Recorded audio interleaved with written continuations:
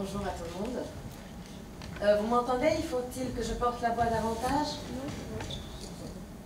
C'est bon. Ça va, d'accord. Parce que nous, c'est pas sonorisé. Voilà notre outil technique majeur. Voilà, il plante pas très souvent. Voilà.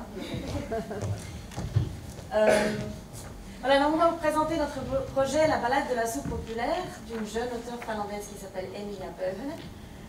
On avait fait des exercices avec les comédiens pour pouvoir dire le nom de la famille bien, mais pour l'instant ils n'y sont pas encore. Non mais ça va venir. Voilà. C'est une pièce, comme le nom l'indique, Balade de la soupe populaire, qui parle de la pauvreté, qui parle de la question très concrète de la faim, de notre rapport à la nourriture, et c'est très très concret. En fait, malgré le fait qu'on traverse une crise fondamentale, on n'a jamais été aussi riche, et malgré cette richesse, la précarité est réellement présente, encore une fois de façon très concrète, très réelle. Et la question que pose Emilia Pöyhönen dans sa pièce, c'est qui aujourd'hui, en Finlande ou en France, est pauvre. Alors, la pièce est fragmentaire. La plupart de la pièce se passe dans une file d'attente de la soupe populaire. Alors là, on avait un très gros problème, puisque ceux qui savent, et puis pour ceux qui ne savent pas, la contrainte ici, c'est une contrainte que j'aime beaucoup, parce que ça oblige à réfléchir à plein de solutions, c'est qu'on n'a pas le droit d'être plus de 3 personnes sur le plateau. Voilà. Et malheureusement, comme vous le savez aussi, il y a beaucoup plus de personnes dans les files d'attente de la soupe populaire que 2 personnes. Voilà. Ils sont très doués.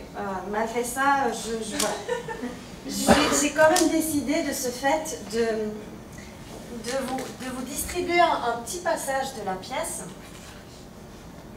Voilà. J'en garde un. Voilà. Voilà, comment est-ce qu'on va faire ça de façon rapide? Voilà, peut-être passer. Je crois qu'il n'y en a pas pour tout le monde. J'ai sous-estimé votre nombre. Si vous voulez partager le texte avec quelqu'un, voilà. Allez-y, voilà, ça se partage comme la soupe. Voilà. Et merci pour la lumière. C'est mieux d'avoir de la lumière pour pouvoir lire le texte.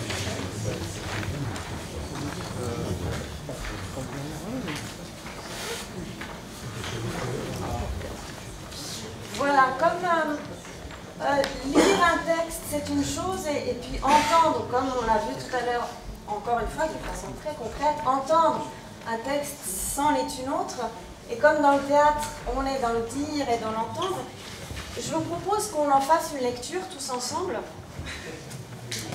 Alors, comme vous voyez, c'est pas distribué. Et c'est pas moi qui ai enlevé la distribution, c'est vraiment l'envie de l'auteur. Donc c'est pas distribué. Vous pouvez dire la phrase qui vous convient. Vous pouvez en dire 2 si vous voulez. Si on a quelqu'un qui dit la phrase en même temps que quelqu'un d'autre, c'est pas grave, c'est très bien. Si vous voulez rien dire, c'est possible aussi, il n'y a aucun problème. Voilà, essayez juste de porter la voix pour qu'on entende. Voilà. C'est à vous. Êtes-vous ici depuis longtemps? Non. Qu'est-ce qui se distribue aujourd'hui? Aucune idée. Mal à moindre idée. Apparemment, il y a de la viande. De la viande?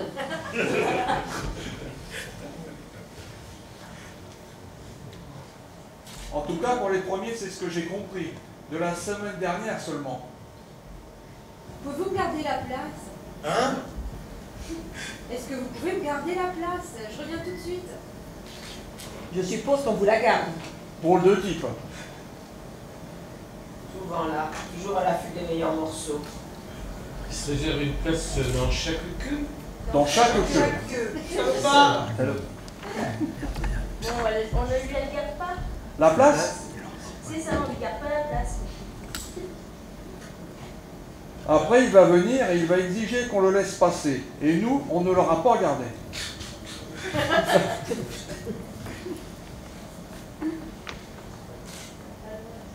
On ne se rappellera pas de lui. Mais lui, il se rappellera de nous. Nous, on s'appellera pas lui.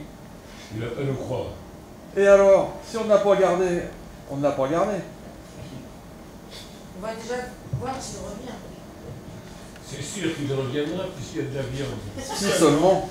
C'est sûr qu'il y en a. On verra bien. On verra. C'est tout vu déjà, sans regarder. On va regarder si on verra. Je préfère ne rien avoir du tout plutôt que donner à quelqu'un qui truande. Salut. Merci.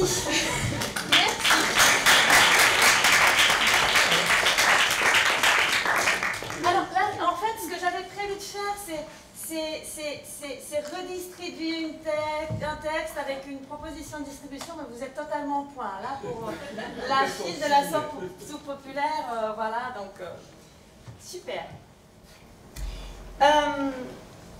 Donc, j'étais au fait que la pièce est écrite, enfin, une forme fragmentaire, donc au fur et à mesure de la pièce, on voit la file, là, que vous voyez, là. La file, elle évolue. On voit des portraits de certaines personnes qui sont dans la file, on voit des recettes apparaître, on salive un peu, il y a des dictons populaires, et puis il y a des parties intermédiaires, voilà, un peu plus récréatifs. Alors il y en a une première partie qui s'appelle Les Misérables, on ne va pas vous la montrer. Il y a une deuxième partie qui s'appelle des expériences de survie. Donc c'est celle-ci qu'on a choisi de vous présenter. Voilà. Alors voilà, s'il te plaît, si tu... Voilà. Alors là, je vais vous demander de faire appel à votre imagination, mais voilà. Donc là, ils sont bien 7 comédiens autour, normalement. Voilà. Voilà. Messieurs les appelés, chers auditeurs, aujourd'hui, nous allons retourner à l'époque d'avant l'agriculture. Nous allons réveiller l'attention de Mère Nature et nous allons retourner en son sein. L'objectif de cette expérience est d'examiner par quels moyens la population finlandaise peut survivre en cas de crise alimentaire soudaine. La population sera représentée par ces 6 appelés.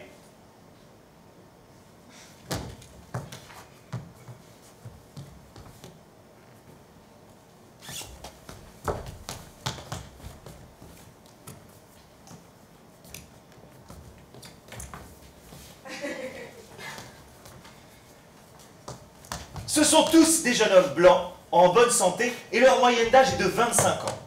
Leur santé sera suivie de près pendant toute la période de l'expérience. En plus, ils vont bénéficier de 20 heures d'enseignement par semaine visant à augmenter les capacités opératives de la défense nationale. Nous allons pouvoir ainsi observer les effets du jeûne sur le moral de la population. Voici les rations journalières disponibles.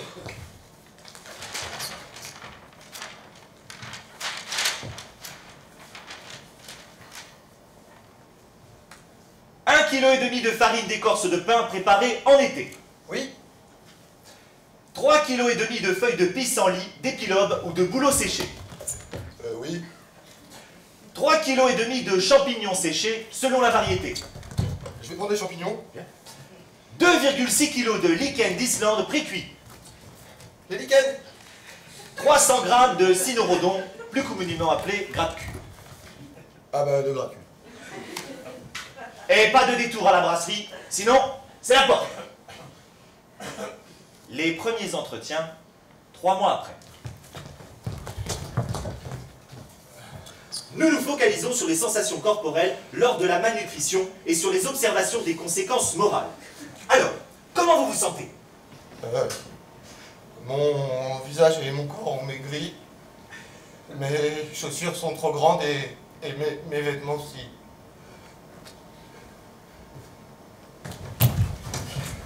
Les ongles commencent à bouger et je perds mes cheveux par poignée. Plus besoin de me raser. Ah! Alors mes mains supportent mieux la chaleur et je peux tenir sans lésion des assiettes chaudes avec les mains nues et je préfère mon repas plus chaud qu'avant.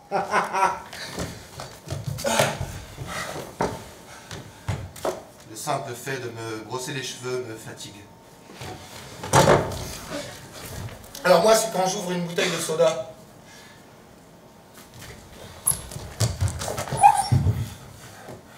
C'est un vrai effort de monter les escaliers.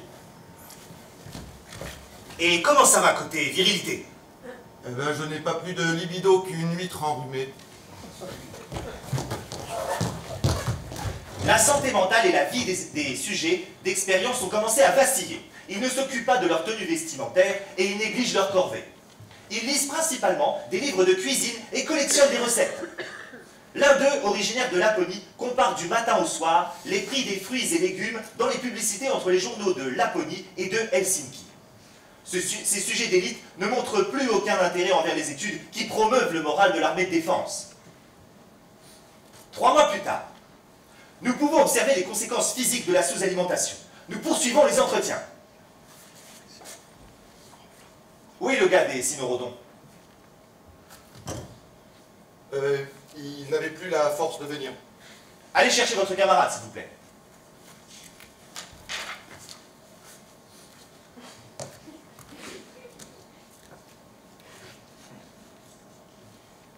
Lors de la suivi de cet homme, il a pu être constaté que manger des cyronodons crus devient impossible pour un être humain à long terme. Trop d'acide. De ce fait, le sujet d'expérience est resté de longues périodes entièrement sans nourriture. Et naturellement, on ne peut plus supposer que sa situation soit très bonne. C'est un produit saisonnier, difficile à stocker. Les mêmes problèmes se posent pour les racines et les champignons. Ainsi, nous pouvons donc constater que, malgré leur excellent apport nutritif, les cynorhodons ne pourront pas sauver le peuple finlandais. Merci. Et alors, le gars des lichens? Le lichen est une excellente solution pour une nourriture de survie, car d'une part, il est facile à trouver, et d'autre part, sa cueillette n'exige pas plus d'énergie que ce qu'il procure lorsqu'on le mange. Il est disponible toute l'année et il se conserve bien. Le lichen a d'ailleurs été vivement conseillé, en particulier par de nombreuses sources, lors de la grande disette des années 1860. Alors, comment est-ce qu'on se sent? C'est-à-dire, on se sent donc bien? Le lichen peut donc être considéré, de par ses valeurs nutritives de base, comme un aliment de survie possible. Nous pouvons toutefois observer sur les images intestinales acquises sur ce sujet que les acides des lichens ont causé de graves lésions sur l'appareil digestif. Quoi? Dans quelques jours, l'œsophage se sera corrodé. Ceci malgré le fait que le lichen avait été traité selon toutes les règles de l'art. La corrosion de l'œsophage provoque une hémorragie interne. Cela entraîne donc la mort.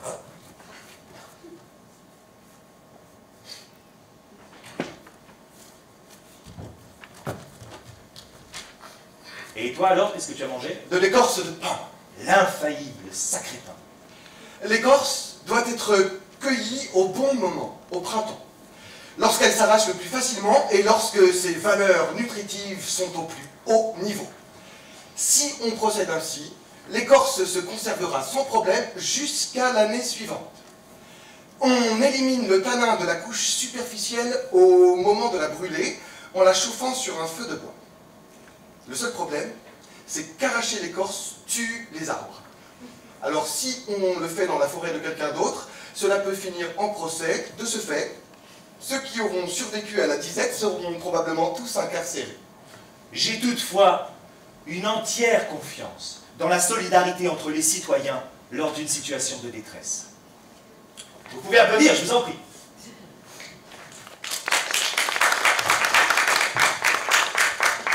Pour toutes les personnes intéressées, nous distribuerons par la suite des instructions détaillées pour la fabrication du pain d'écorce. Qui veut une... Juste au cas où. Merci.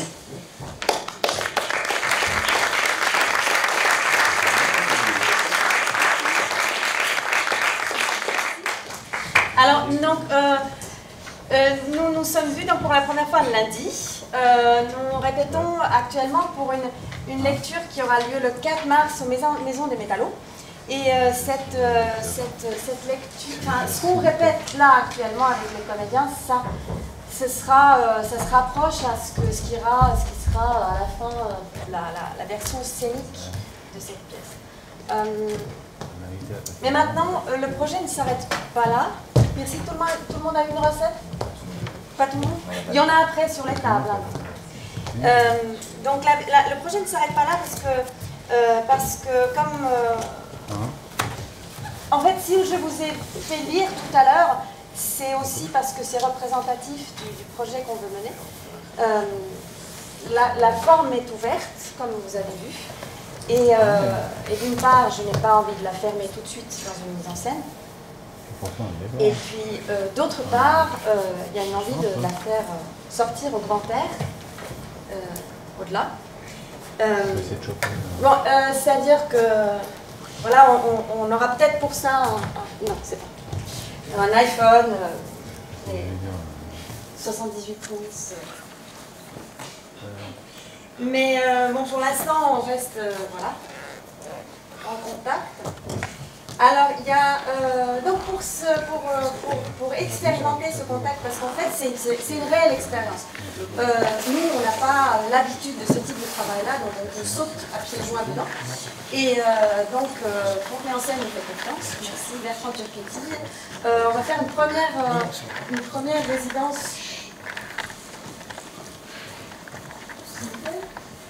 J'ai fait en sorte que tu puisses continuer à parler. Voilà, donc une première résidence en avril. Donc l'idée de la résidence, c'est de travailler des petits morceaux de la pièce, et puis ensuite les jouer le jour même dans des lieux publics de la ville, partout où il y a une file d'attente, quelle que soit la file d'attente, la cantine municipale, la billetterie du théâtre dans lequel on sait qu'il y a des files immenses d'attente. Voilà, la poste, si la poste le veut bien. Et bien évidemment, ce moment sera aussi partie intégrante de la création qu'on fera par la suite dans le théâtre. J'espère une partie intégrante de l'expérience, que ce soit pour nous, enfin nous, vous voyez donc les autres comédiens, et pour le public aussi. Le théâtre du Tarmac, tout à l'heure, a dit qu'il ne parlerait pas de la production parce que c'est un sujet qui fâche. Nous, on va également s'occuper des gens. Voilà, donc on a fait donc un état des lieux de la production, oui. Donc qu'est-ce que je peux vous proposer en production? Non, ce n'est pas ça. Ce n'est pas ça, non. Ce n'est pas ça non plus. Non, ce n'est pas ça, c'est encore... voilà. Très bien, voilà. Alors, voilà. Donc, voilà, voici des schémas donc, qui présentent les perspectives à court et à long terme pour les investisseurs. Et donc, on peut voir sur les courbes les estimations sur les retours sur investissement. Voilà, très intéressant. On peut prévoir les rendements. Donc les rendements sont à la fois très rapides, puisque la création est prévue déjà l'année prochaine, et en même temps elles sont très sûres, puisque nous commençons donc à répéter à Fontenay déjà à partir du mois d'avril. Voilà. Si Bertrand Turchetti de Fontenay en scène veut bien venir se joindre à moi. C'est bon. Voilà, il y a Cindy Vaillant, notre chargée de diffusion aussi, qui est là.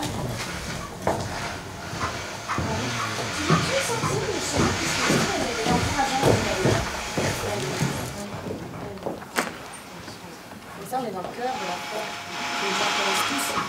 On est au point quand même.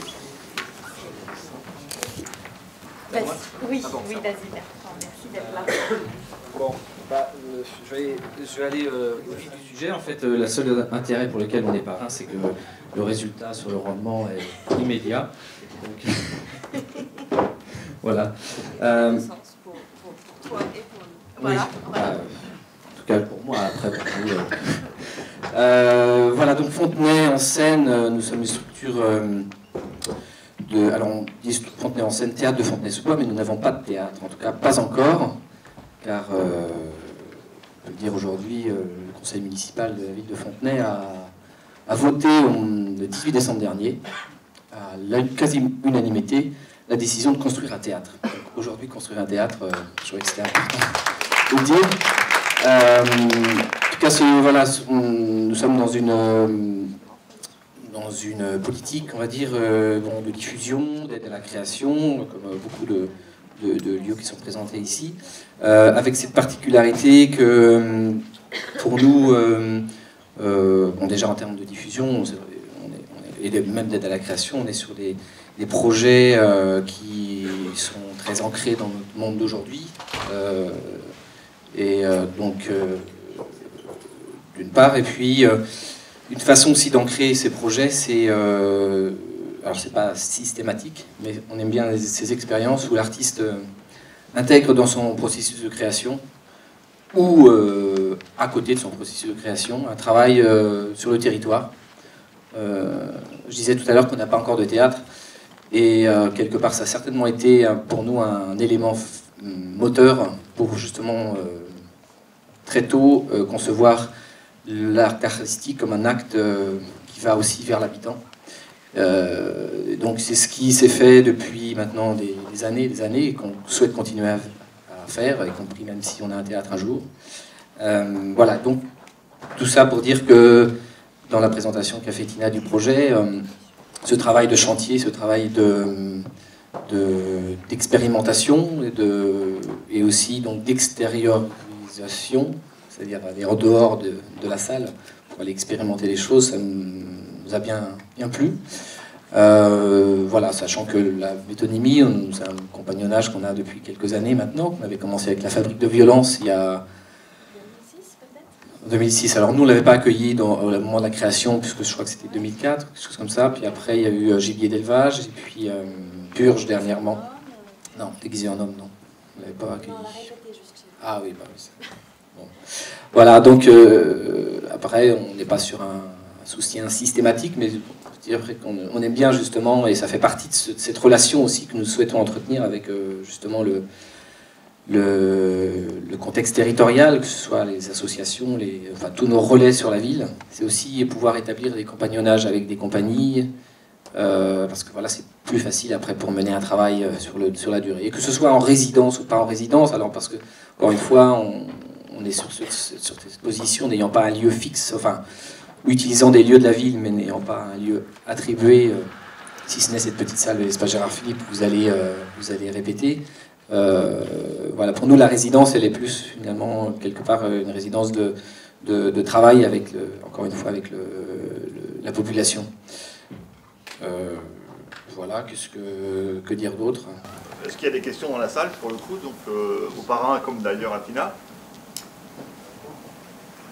sur le projet en tant que tel? Ça se veut un projet quand même frontal ou pas?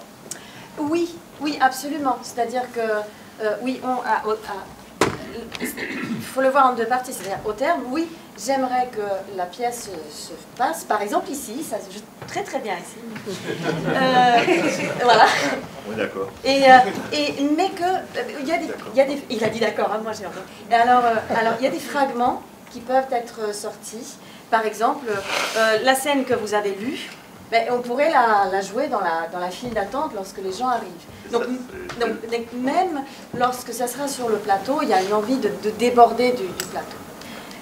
Après, ce qu'on va faire là à Fontenay, avec vraiment être au cœur de la ville, être présent là, enfin, pour moi c'est quelque chose d'assez vertigineux et c'est une expérience... Enfin, toute l'équipe est partie aussi sur cette idée-là, et c'est une expérience qu'on peut refaire ailleurs, puisque là vous avez vu ce texte-là, on peut le distribuer de plein de façons différentes, et donc du coup c'est à nous aussi d'essayer de plein de façons différentes, et peut-être revenir au même endroit avec le texte, du coup avec une autre distribution. Alors, moi hier j'ai reparcouru le texte, effectivement là on a écouté un extrait. Effectivement, il n'est pas distribué. Malgré tout, est-ce que ça va tourner autour de... ça va s'appuyer sur un ou deux personnages qui vont revenir ou pas? Ah non, c'est vraiment collectif. Voilà. À part les quelques images, parfois quelqu'un sort en gros plan, donc du coup on focalise sur quelqu'un, mais non, c'est vraiment collectif. Question? Alors moi je vais en poser une autre. Effectivement, on voit bien qu'on est dans une problématique de la faim, la soupe populaire, effectivement, le titre place bien le projet en tout cas. Sans rien dévoiler, comment ça évolue comment il évolue dans le texte, comment ça évolue ou vers quoi ça va? Vers quoi ça va? Ça va à ce que le spectateur, il a de plus en plus d'affinité avec certains personnages que d'autres dans la file de la queue d'Abreu. Vous voulez savoir s'ils ont à manger à la fin? Non, non, c'est pas ça. Parce que finalement, on nous a mis l'eau à la bouche en quelque sorte, je peux le dire. Ça donne vraiment envie d'en savoir plus sur ce. Alors, c'est en fait, c'est-à-dire, je crois qu'il y a 7 différentes scènes où il y a la file, donc on voit la file évoluer. Il y a la recette aussi, là vous allez pouvoir voir toutes les recettes, puisqu'il y a 4 recettes différentes. Si vous les lisez dans la suite 1, 2, 3, 4, vous allez voir qu'il y a une évolution qui n'est pas inintéressante. Donc chaque fois, il y a une évolution d'un thème comme ça. Et puis on va voir aussi le portrait d'une famille type à qui François d'Assise rendra visite. Oui, François, voilà. Et lui, il est distribué. Est-ce qu'il y a des questions ou pas par rapport au projet? Non? Écoutez, on remercie toute cette équipe nombreuse qui est venue présenter et défendre ce projet. Merci, Tina.